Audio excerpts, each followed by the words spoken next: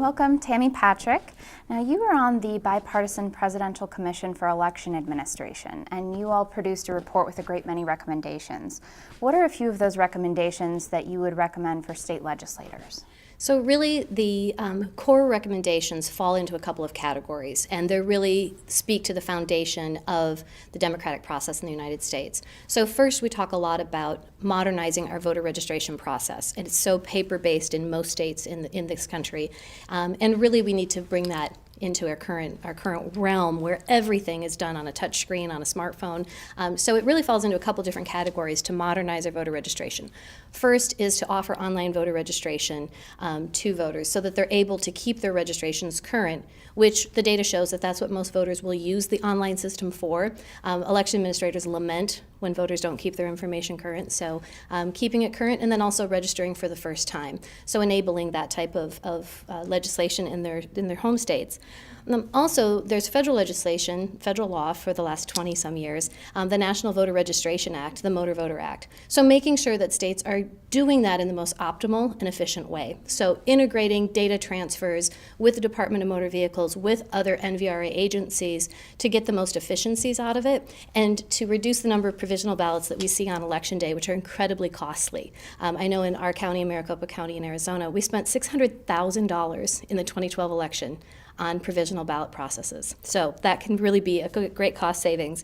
In addition to the intrastate data transfer, there are programs that allow for interstate transfer of data to make sure that we don't have voters registered in two different places, and also that they're not voting in two different places, but also to identify individuals who are on our Department of Motor Vehicle rolls but are not on our voter rolls, and reach out to them before the crush of voter registration at the end of that data transfer.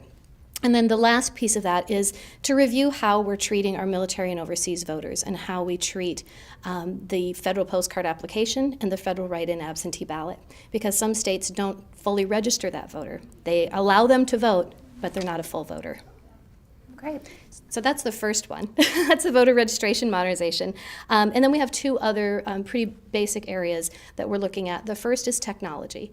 With the passage of the Help America Vote Act, there was an influx of federal dollars that every jurisdiction in this country got their voting machines within about a 2-year period, and that was 10 years ago.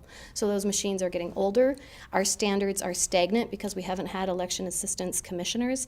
So we're looking at, let's make sure that we get it to the point what the voters are challenged and are asking us for, and that is they want touchscreen capabilities, they want smart technology in the polling place, so that's increasing the technology. And then lastly, expanding the opportunity for voters to vote prior to Election Day. So relieving some of that congestion at the polls on Election Day by allowing people to vote early. Now, states look at this differently. In the West, they love to vote by mail. We have 3 states now that fully vote by mail, and then we have other states where it's 60, 70%. But other parts of the country look at early in-person voting. So in the South and in parts of the middle of the country, they like to vote in person. So looking at expanding those opportunities for our voters.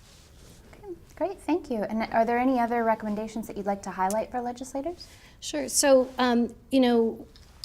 our election administrators told us last year when we had hearings around the country that they really feel that they are the least powerful lobby when they go to their legislators to ask for some things that will help them in providing services to our voters.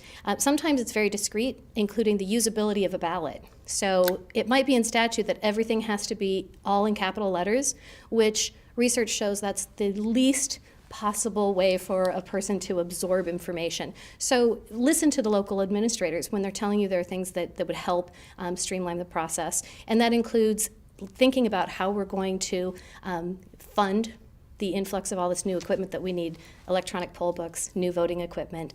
It's really something that needs to be addressed. And then lastly, also looking at contingency planning for our first responders. After Sandy Hook, there were not only the states that had declared emergencies, which were covered under their state laws, but the states that sent their first responders in to fill the gap. So Pennsylvania sent people into New York City, Ohio sent people to Pennsylvania. The Ohio individuals didn't have that emergency clause to fall under them. So we have the ability to service these voters like we service our military and overseas. Wonderful. Well, thank you, Tammy. Thank you very much.